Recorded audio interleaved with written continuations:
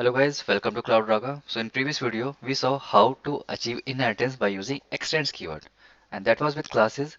So we know how class works, so it was quite easy to understand with classes. But now here comes the new topic, a concept, interfaces.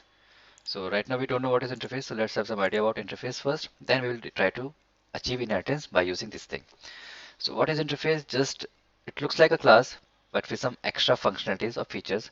But for now, let's see how it can be created in Java. So the syntax for creating interface in Java is the modifier, and there is a reserved keyword interface, and then you can give your interface name. Then after, the body goes here. So I just created an example, public, that is modifier, interface, again a reserved keyword, then the interface name is shape. So here the idea is we will create multiple shapes like triangle, rectangle, square, polygon, etc. And then body goes here. So that's how we can create interfaces in Java language. In next video, we will see how to implement it and what's the feature, rules, and other stuffs of interfaces. Thanks for watching the videos, guys. If there's any question or doubt, make sure you are writing in the comment section. Let's meet in next video. Bye bye.